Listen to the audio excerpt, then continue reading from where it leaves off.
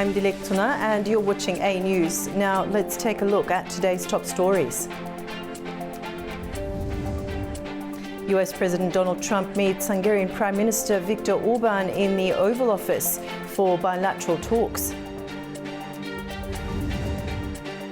The US Senate rejects a bill to restore pay for workers hit by the shutdown. And Azerbaijan hosts a military parade marking the 5th anniversary of victory in the Second Karabakh War.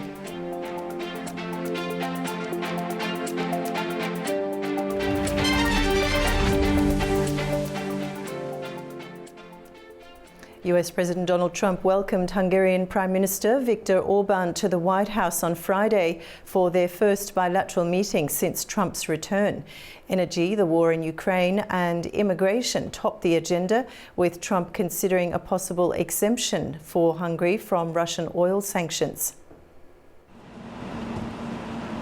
US President Donald Trump welcomed Hungarian Prime Minister Viktor Orban to the White House Friday for talks on energy, trade, immigration and the war in Ukraine. This marks the first bilateral meeting between the two leaders since Trump returned to the White House. The discussions included a potential exemption for Hungary from US sanctions on Russian oil, given the country's reliance on pipeline deliveries and its lack of ports for alternative energy supplies. We're looking at it because it's very difficult for him to get the oil and gas from other areas. As you know, they don't have the advantage of having sea. It's a great country. It's a big country, but they don't have sea. They don't have the ports. And so they have a difficult problem. There's another country that has that same problem, by the way. But when you look at what's happened with Europe, many of those countries, they don't have those problems, and they buy a lot of oil and gas from Russia. And as they know, I'm very disturbed by that because we're helping them and they're going and buying oil and gas from Russia. So would not take that hard line, what they have today. Pipeline is not an ideological or political issue. It's a physical reality because we don't have port, exactly as the President explained to you. So we will negotiate on that point. It's vital for us anyway. The leaders also addressed US troop deployments in Europe. Officials confirmed that US forces would remain in Romania. We'll remain troops in Romania, but there's some change in how we rotate and how many we rotate. And the relationship with Romania is very good, right? It's very good, and we've coordinated all this with Secretary General Rutte, with throughout EUCOM, throughout our allies. Everyone was notified in advance. Ukraine's war with Russia was a major focus. Trump indicated that he and Orban had discussed possible peace talks with President Vladimir Putin and suggested the conflict could end in the near future. Orban praised US efforts to mediate peace, contrasting them with what he described as a fragmented European approach, and emphasized Hungary's independent stance within the EU immigration and relations with the European Union were also discussed. Orban expressed confidence that Hungary could manage its EU conflicts and described hopes for a golden age in US-Hungary relations. The meeting came amid the longest US government shutdown in history. Trump blamed Democrats for the impasse, saying repeated votes by Republicans to reopen the government had been blocked. 14 times to open up the country, and the Democrats have voted 14 times to hurt the country, really. They should. The White House talks underscored a shared agenda between the two leaders on energy, foreign policy and immigration. The US Senate rejected a bill to resume pay for hundreds of thousands of federal workers affected by the ongoing government shutdown. The measure received 53 votes in favour and 43 against, falling short of the 60 votes needed to move forward. Most Democrats opposed the bill, saying it gave President Trump excessive control over federal worker pay during the shutdown. Labour unions urged lawmakers to act, warning that missed paychecks were hurting families. The shutdown, which began on the 1st of October, is now the longest in US history. Now, across the US, travellers are struggling as flight cuts caused by the government shutdown led to long waits and sudden cancelled flights, just as the busy holiday season gets underway. US air travel has been thrown into chaos as the ongoing government shutdown forces major flight cuts. More than 5,000 domestic flights were cancelled or delayed on Friday at 40 of the country's busiest airports, including New York, Los Angeles, Chicago, and Washington, D.C.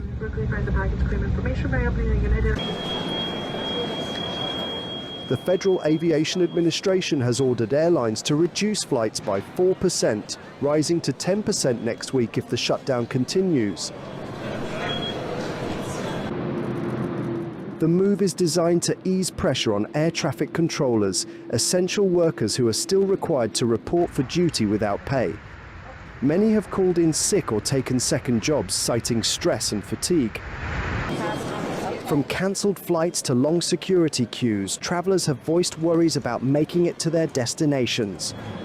I was a little nervous, but it's a trip I have to take. I have a relative who's not feeling well, so can't let the circumstances stop me. Travellers say things don't seem to be looking up, especially with the holidays approaching. It really stinks that the government is affecting travel like this. Everyone deserves to, be able to go on their flights, go on their way, visit their families. The holidays are coming up, and if this continues, this is going to end up being a big problem. Yeah, I think it'll definitely gets worse. I mean, as controllers start to take time off, I can only imagine they're not getting paid. So that affects travel. For example, going down to Jacksonville, those controllers have a tendency to take off and get overwhelmed. So that affects all the travel going south. For now, travellers are left navigating delays, cancellations and uncertainty as the political impasse shows no sign of ending. And in Europe, drone scares in Belgium have grounded flights and sparked new security measures. Germany is stepping in with counter-drone teams, while the EU sends a firm message to candidates: pick a side, as membership talks grow sharper. For more, our correspondent Anita Sharma has more. Welcome to this day in Europe, where the drone scare continues in Belgium and beyond. Airports in Brussels and Liège were temporarily closed this week after repeated sightings that Belgian officials now describe as a coordinated attack. The National Security Council held a session after the drones appeared over bases and airports, disrupting and diverting flights from Brussels' main airport. Authorities are now considering establishing an airspace surveillance center, as well as introducing mandatory registration of drones. Defense Minister Theo Franken says the National Airspace Security Center will open by the new year. Meantime, Germany is stepping in, deploying new rapid response counter-drone units. Lieutenant General Alexander Solfrank, Germany's Joint Operations Commander, says the teams use sensors and interceptors to take control of drones and land them safely.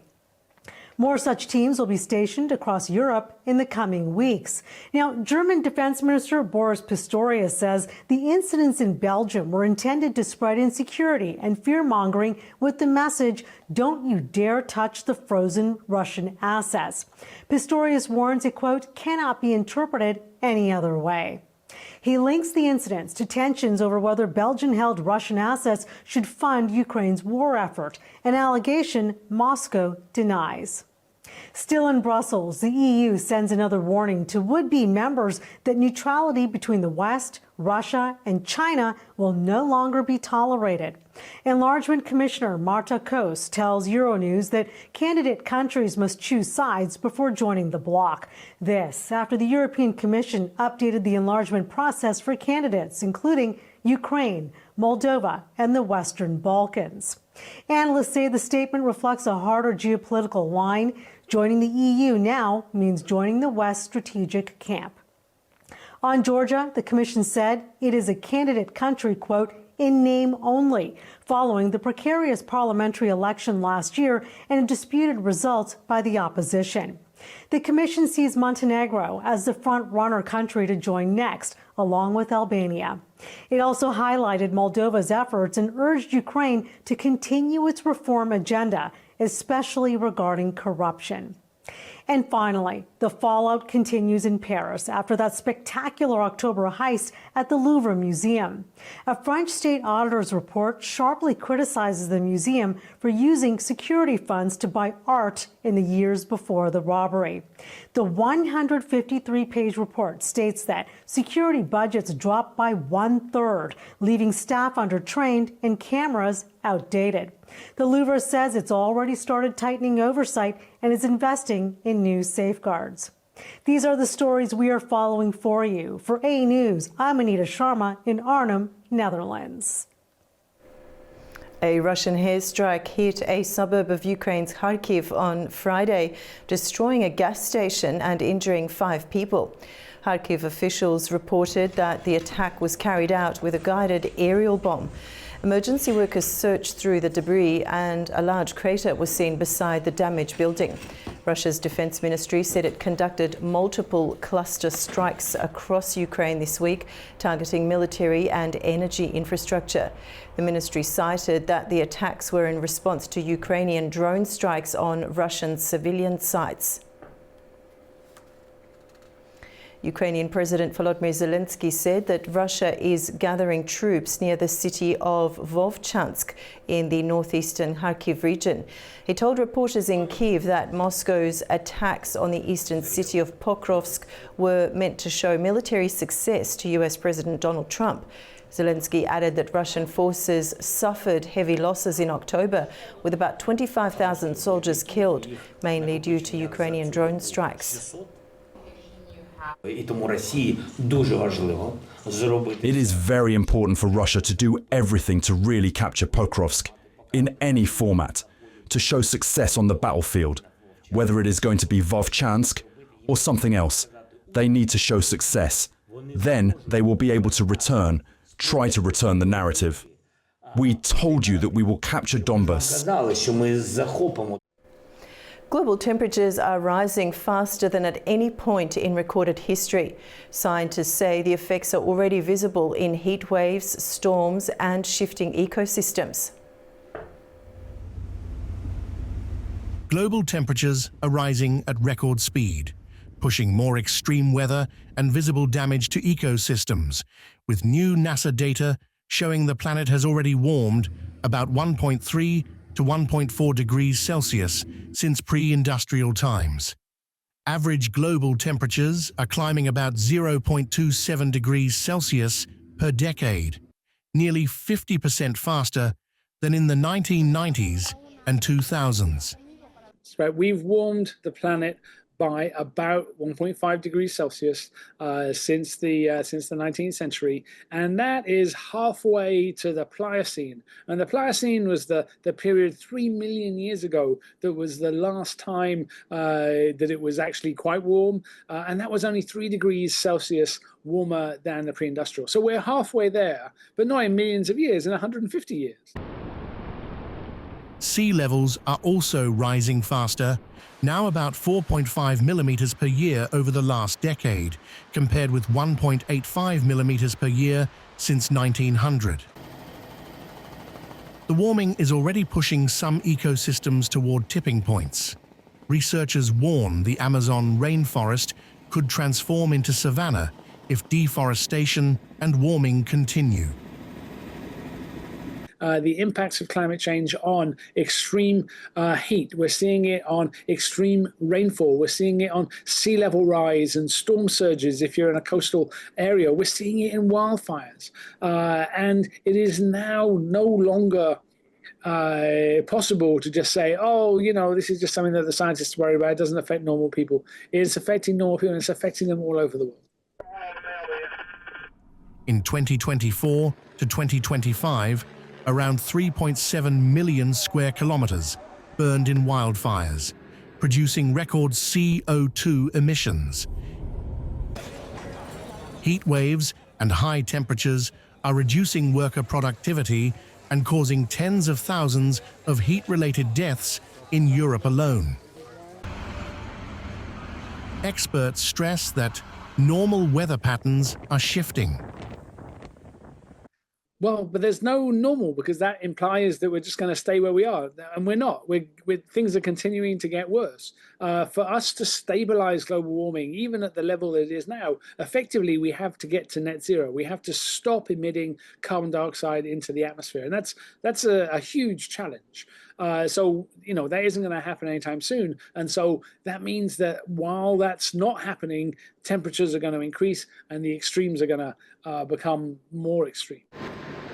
And as temperatures continue to rise, the world is now watching whether action will match the scale of the challenge.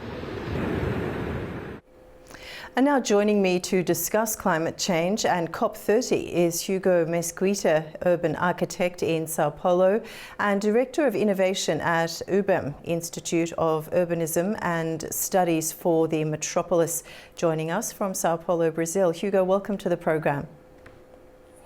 Good afternoon. Thank you for having me.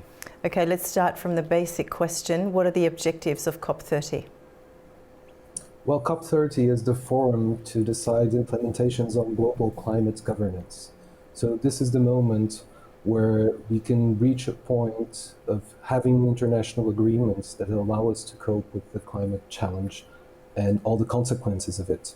So the world has been negotiating goals and targets for years now, but implementation has been lagging behind, and this is a crucial aspect of COP30, which will be hopefully shifting promises to action in terms of global climate governance. So the emphasis is no longer so much in negotiating new agreements, although these exist all the time, of course, but on making the existing commitments real from all countries, so that the NDCs, or National Determined Contribution, are turned into measurable policies and investments that reach the outcomes that we need so much all over the world. Okay, so yes, implementation is lagging behind indeed. Now, many countries have already pledged funds to help countries in the Global South with the energy transition, but we need to move from promises to action now. Do you believe the money will actually start to arrive? Well, I do. Specifically, the Tropical Forests Forever facility, which is a fund that aims to mobilize both public capital as well as private capital. It's expected to mobilize up to $125 billion in its peak. But its idea, it's simple and powerful. In the specific case of the Tropical Forests facility, the idea is that we reward countries and communities that preserve tropical forests rather than just compensate for damage. I think this will set an important trend and a mental shift on how we deal with climate funding, because it will actually mobilize money directly to communities and everyday life of people who are involved in preserving the Amazon. At a larger scale, of course, there's always the need to increase funding for science and for practical investments, and we do hope that there is forward steps on these topics. And are you confident, Hugo, that there will be control mechanisms in place to ensure that the money is well spent and that the transition actually happens? Absolutely. There is a whole discussion on how governance of all these funds will be managed. And I think that the collaboration between the private and the public sector will be crucial for this control. And of course, with the climate consequences that are being adverse to people all over the world, I think that this will also catch the eye of citizens to what their governments are doing, but also what their local governments are doing, because this new funding system that is planned as a pathway for national commitments, it aims to distribute funds and actions through national, regional, and local spheres. So citizens will also, I think, citizens, the private sector and the public sector at all levels will feel compelled to also see and materialize where this money will be going to. Okay, and does the absence of the US at this COP compromise the goals that have been set? Well, the United States is an enormous country, a very important country for all of us. It influences all of us, and it's also one of the largest carbon emitters.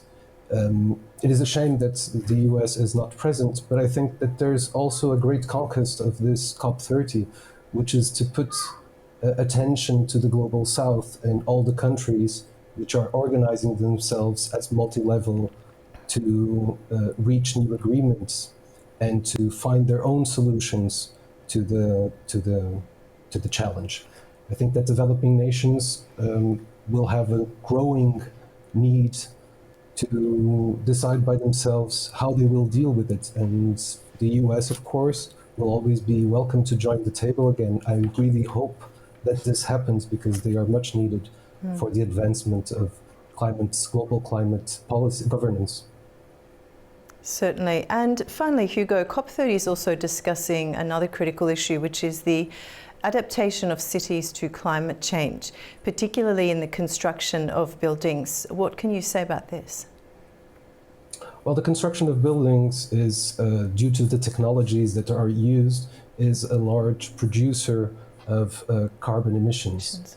But I think that at the urban level, we must advance on that, and there are numerous standards for building construction that we can improve, but this is reduced to first just a few societies and a few nations that can actually afford this transition.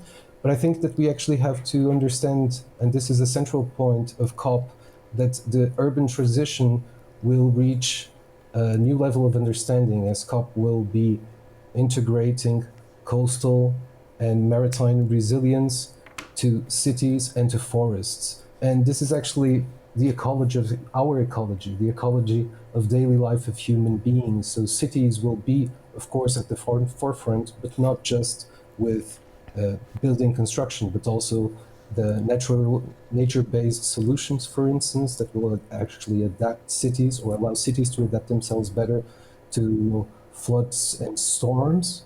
And the scale of this intervention also demands integration. So thinking of forests, cities, and the oceans, we need to have a new integration of how we develop our urban territories, not just with the buildings, but with actually what we prioritize on the layouts of our cities.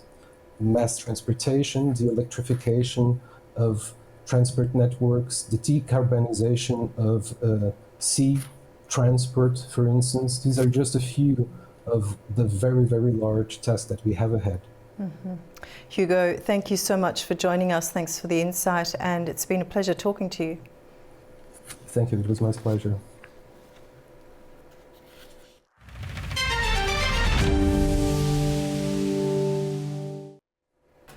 Now let's take a closer look at the key stories shaping the region.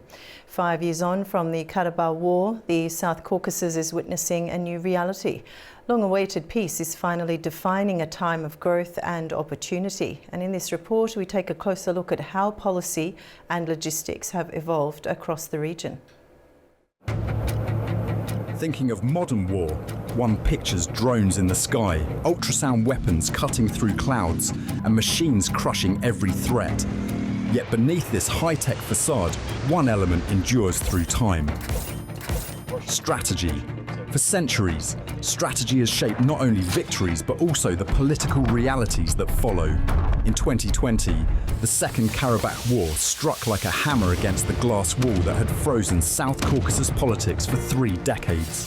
The conflict broke the long stalemate, exposing how the status quo had suppressed dialogue, trade and cooperation. The region had long suffered under the divide and rule strategies of external powers, enduring manipulation, occupation and deliberate degradation. The Second Karabakh War, which lasted 6 weeks, broke this vicious cycle, bringing an end to the conflict that long been weaponized.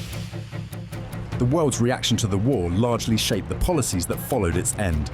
Some players stayed passive, others neutral, and a few openly took sides. Like a chain, the long-lasting Karabakh conflict had been binding together regional powers such as Russia, Turkey, and Iran, along with their competing narratives. The dynamics shifted sharply when these countries began to see Karabakh as a resolved matter, no longer in need of mediation. For the first 3 years, Russia cast itself as the sole mediator, deploying peacekeepers to manage a fragile truce. In turn, Turkey, another major player, took a firm stance and insisted on having a role in the peacekeeping mission, signalling that Moscow could no longer treat the region as its back garden. Turkey's post-war role in regional projects would only grow with time. Western mediation, which had brought little progress for Azerbaijan over 3 decades of status quo, shifted its focus to post-war agenda. Facing conflict within its Eastern Partnership region, the European position was largely limited during the war to expressing concern through official statements. Its end opened a new window of opportunities for the West to restore its influence in the region. Azerbaijan's oil and gas became a valuable alternative for Europe, which had long relied on Russian energy. New logistics projects promised fresh momentum for East-West trade and the expansion of economic cooperation. The Second Karabakh War also exposed the fragility of international organizations and their documents. Baku says it has effectively implemented 4 UN Security Council resolutions that had remained on paper and ignored for 3 decades. The outcomes of the 44 Days War highlighted how global bodies failed to enforce their decisions, exposing their limits and failures more clearly than ever. Critical logistical corridors, long squeezed like arteries by the conflict that had blocked economic growth, regional integration, and investment, were freed after the war. Fast forward to 2025 and a new transportation corridor, named the Trump Route for International Peace and Prosperity, has been agreed between the leaders of the former warring sides through US mediation. The outcomes of the 2020 war also pushed foreign powers out of direct influence, turning a legacy of domination and manipulation into a new era of cooperation prospects among regional actors. As new challenges and opportunities arose, Azerbaijan emerged as a nation with a stronger regional voice. The Second Karabakh War marks both a geopolitical reset and an economic awakening, with the potential to finally integrate the South Caucasus into broader regional and global networks. It has sent ripples across the Black Sea-Caspian belt, a region connected not only by pipelines and transportation corridors, but also by history and future. Azerbaijan marked the 5th anniversary of the Second Karabakh War with a victory parade in Baku, a moment that looked back on triumph and ahead to peace.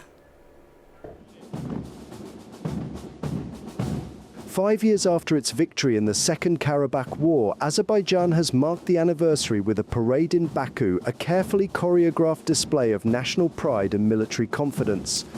But as impressive as it looks, this parade carries a deeper message. President Erdogan is here along with Pakistan's Prime Minister Shahbaz Sharif. Their presence reminds everyone that this isn't just a military celebration, it's a political moment too, one that reflects the region's new reality. In his speech, President Ilham Aliyev congratulated the nations on the 5th anniversary of what he called our glorious victory and paid special tribute to Turkey and Pakistan for their solidarity during the war. Pakistan devleti ve halkı The state and people of Pakistan demonstrated support and solidarity with Azerbaijan during the 44-day patriotic war. Today, for the first time, Pakistani servicemen are participating alongside us at Azadlig Square. This is a manifestation of the unity of the peoples and armies of 3 countries, Azerbaijan, Turkey, and Pakistan. halklarının, ordularının birliğinin tezahürüdür. President Ilham Aliyev's message underscored how victory has evolved into diplomacy.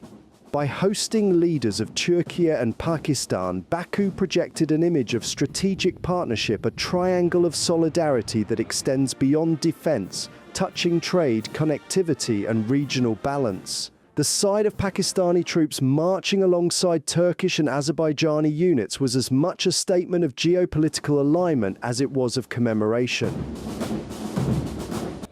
Karabağ zaferi vicdanları kanatan. The Karabakh victory did more than end a grave injustice that had long scarred the conscience of our nation. It also opened the doors to a new era for our region. the patriotic war reshaped geopolitical balances across Asia and Europe alike. Jeopolitik dengeleri de değiştirdi. Biz ne kin tutarız ne de geçmişteki acıların tekrar yaşanmasına. We bear no grudge, nor will we ever allow the painful chapters of the past to be repeated. Therefore, we see this victory not as an end, but as a milestone on the road towards lasting peace in the Caucasus. We firmly believe that peace in the Caucasus will serve the prosperity of the entire region, from Asia to Europe. Asya'dan Avrupa'ya tüm bölgenin refahına hizmet edeceği kanaatindeyim. For Ankara, that new era means turning the legacy of war into a platform for peace. And in recent months, diplomatic moves have hinted at that transition. In August, President Ilham Aliyev and Armenian Prime Minister Nikol Pashinyan met in Washington with President Donald Trump present. The talks were described as a step toward a potential peace deal and renewed regional links. 5 years after the war, Azerbaijan's focus has shifted to reconstruction, while both sides now move to reopen routes and rebuild trust across the South Caucasus. Our correspondent Ayten Shukurova was present at the parade, and she had a chance to talk to residents and guests of Baku who witnessed the parade. Let's take a look. This is the sound of victory as Azerbaijan marks the 5th anniversary of its triumph in the 2020 Patriotic War. In Baku, the capital stands as a living symbol of unity and pride. From early morning, thousands have gathered to witness a grand military parade. The streets are draped in national flags, lined with armored vehicles, and the rhythmic march of soldiers echoes through the city. On the ground, units of the Azerbaijan Armed Forces move in tight formation, showcasing artillery and cutting-edge military equipment. And above, 6 Turkish Air Force F-16s roar across the sky. A powerful moment of brotherhood and strength of Azerbaijan and Turkey.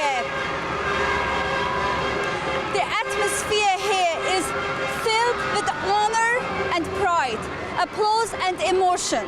Families, veterans, and young people wave their flags proudly, celebrating a day that has become a symbol of Azerbaijan's unity and victory.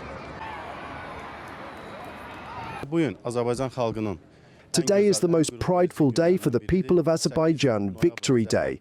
For the past 5 years, the Azerbaijani people have proudly celebrated this day. I congratulate all my compatriots. The strength of a state also comes from the strength of its army. We achieved victory at war 5 years ago with our strong army. The parade is also a demonstration of power. We have regained the lands we longed for, and we proudly hold the victory parade in the most magnificent way. In the president's interviews with foreign journalists, we witnessed how he put an end to provocations. For 5 years now, we have been celebrating the victory day of our triumph. These are among the finest responses ever given. I'm really excited to see the parade because I've never seen this in Germany. You don't see things like these, and I'm very excited to see all these armies and weapons. And I think it's a really, really important day that peace is now here in this region, and this is very important for the people here.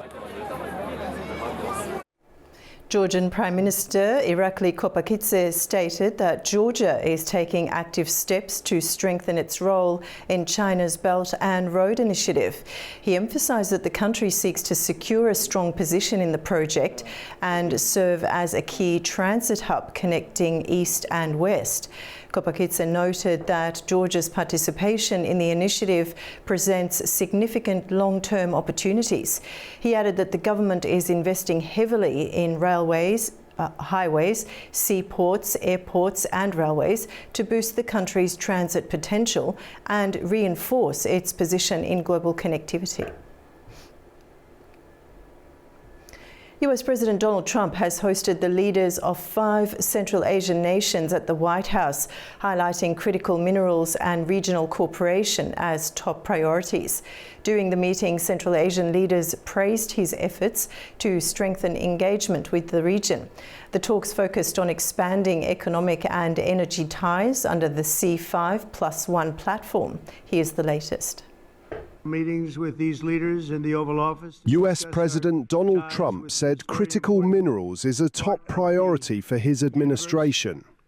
He made the comment as he hosted the leaders of 5 Central Asian nations at the White House on Thursday.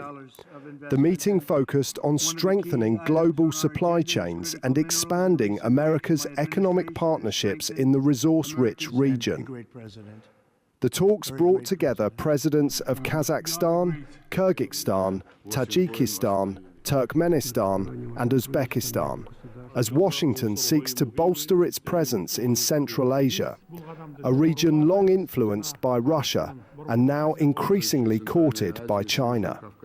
The 5 presidents expressed gratitude to Trump and voiced readiness to deepen trade relations and pursue broader economic collaboration. You are the great leader, statesman, sent by heaven to bring common sense and traditions that we all share and value back into the United States policy, either domestic or foreign. Therefore, millions of people in so many countries are so grateful to you. Before that, none of the presidents of the United States of America never treated Central Asia as you do. Me personally and all my colleagues are grateful to you. We felt your close attention, your attitude.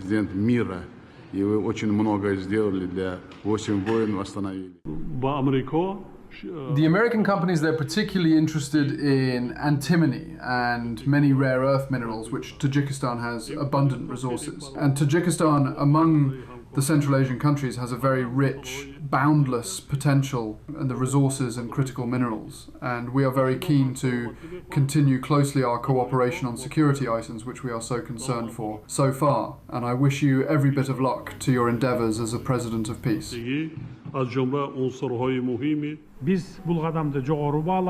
We highly value this step and regard it as a demonstration of the United States' goodwill and commitment towards Central Asia and friendship. I am confident that our joint efforts will lead to concrete, mutually beneficial outcomes for both nations and people. Thank you very much for your attention. The discussions took place amid intensifying global competition for the region's vast mineral resources, including uranium, copper, gold, and rare earth elements. Western countries have been working to diversify their supply chains away from Moscow and Beijing, while the US aims to secure new partnerships on critical minerals, energy, and overland trade routes that bypass its geopolitical rivals. Launched in 2015, the C5+1 platform brings together the United States and the 5 Central Asian countries to advance cooperation in economic, energy, and security sectors. And the summit comes amid growing competition for influence between the US, China and Russia, each seeking to shape the future of a region long viewed as a strategic crossroads between Europe and Asia. Joining me to unpack is Nikola Mikovic, a political analyst from Belgrade, Serbia. Nikola, welcome to the program. Thank you for having me. Now, let's start with the significance of this summit. What message is Washington sending by bringing the 5 Central Asian presidents to the table? Washington is clearly interested in Central Asia's energy resources, critical minerals, most of all, and Donald Trump is not hiding it. In June, when he reached an energy deal or critical minerals deal with Ukraine, I wrote an article in which I emphasized that eventually he will pressure Central Asian leaders to sign a similar agreement with the United States, and I believe that's exactly what happened in Washington. Energy has a special place in Trump's foreign policy, which is no surprise, especially when it comes to Central Asia, which is an energy-rich region. So the United States obviously wants to have an access to the region's natural gas, oil, and critical minerals. The problem for the United States is that China has the same ambitions as well as the European Union, not Russia, because Russia is clearly losing its influence in the region, which gives Washington more room to maneuver. But in the coming months and years, I think we will see a great competition between the United States and China. It will be a geopolitical battle for influence in Central Asia. This meeting in Washington has clearly shown that the United States is serious in its ambitions to strengthen its presence in strategically important region. What I noticed listening to your report is that some Central Asian leaders spoke in Russian. I don't think that will be the case in the future when new leaders come to power. Then I'm sure that all of them will eventually speak English when they come to Washington and to European capitals, which will be a clear sign that the region is no longer in the Russian sphere of influence, but that it switched to Western geopolitical orbit. I don't think that will happen overnight, of course, but for now, Russia still has some influence in the region, although it's not as strong as it was before the Kremlin decided to launch the invasion of Ukraine in 2022. Okay, so the US has historically struggled to maintain consistent engagement with Central Asia. Is this an attempt to reset that relationship? I mean, alongside the clear objectives that you stated, energy and critical minerals? Yes, I would say so. Washington was not that active in the past when it comes to Central Asia, which allowed the European Union and China to expand its influence in Kazakhstan, Uzbekistan, and other countries as well. But now Washington under Trump decided to get involved there directly. So unlike the previous US leadership that did not pay that much attention to the region, Trump seems to be focused on Central Asia as well, not only to the Middle East. And now in the coming years, I think we will see a growing US expansion in the region. Which does not necessarily mean that Washington will insist on democracy and human rights, rule of law, and so on. I think the region will manage to preserve a significant level of autonomy when it comes to domestic issues. But when it comes to foreign policies, I think they will navigate closer to the West, although I think they will continue balancing between China and the West. Of course, they will still have to pay attention to Russia's role, because Russia still has military infrastructure in the region, military bases. But I think in the coming years, there will be a growing competition between Beijing and Washington. Now, what's important when it comes to the United States and its ambitions in Central Asia is the fact that now Washington openly demonstrates its ambitions, and as I said, it's one of its most important goals is to have an access to critical minerals and other energy resources in the region, which could be a problem for the European Union because it also has the same goal, and through its Global Gateway project, it aims to basically get access to the critical minerals and also to clean energy. But as I said, China's role there is also very important because China is trying to do the same through its Belt and Road Initiative. So it's a very interesting region where three major powers are competing for influence. Okay. And Nicola, how might this summit influence ongoing projects like the Trans-Caspian Corridor or Energy Corporation with Azerbaijan and Turkey? The so-called Middle Corridor is extremely important because it allows China to export its goods to Europe through Central Asia and South Caucasus as well. And we see that the United States, the European Union, and China, they all support the project, and the investments in the project are ongoing. And I think Azerbaijan will definitely benefit from the middle corridor because it is a transit country on the road to Europe, Turkey as well. The only loser in this game is Russia because the corridor aims to effectively bypass the Russian Federation. But I don't see that anyone in the Kremlin is upset about it. They seem to ignore the situation in Central Asia and the South Caucasus because Russia is bogged down in Ukraine, which allows all other powers to increase their influence in the region. We mentioned Turkey. Turkey also has strong economic ties with the region, and Azerbaijan can also benefit from the cooperation with Central Asia, is trying to do that already.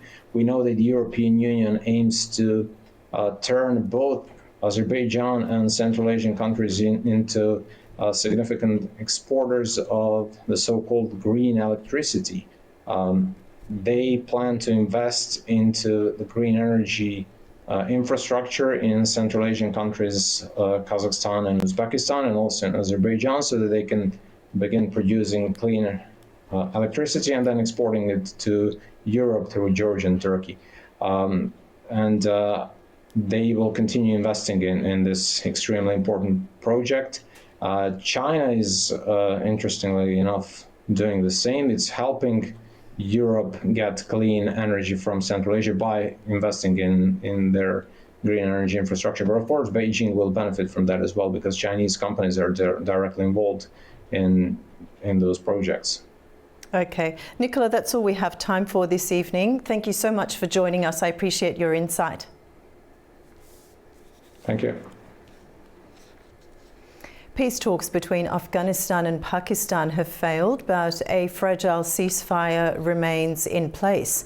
Taliban spokesperson Zabihullah Mujahid said negotiations broke down after Pakistan demanded that Afghanistan take responsibility for its neighbours' internal security, a request he called beyond Kabul's capacity. Despite the breakdown, Mujahid confirmed the ceasefire continues, offering a small measure of stability in a tense region. Earlier, Pakistani Minister of Defence Khawaja Mohammad Asif said peace talks with Afghanistan in Istanbul had collapsed, adding that the ceasefire would hold as long as there were no attacks from Afghan soil. A deadly fire has broken out at a perfume warehouse in Turkey's northwestern Kocaeli province, leaving 6 people dead and 1 injured. The blaze started early in the day in the Dil Ovası district and was quickly brought under control by firefighters. Emergency crews rushed to the scene after reports of the fire, while the injured person was taken to hospital. The cause of the blaze remains unknown and an investigation is underway. And that's a wrap for World News this hour. Thank you for watching and stay tuned to A News.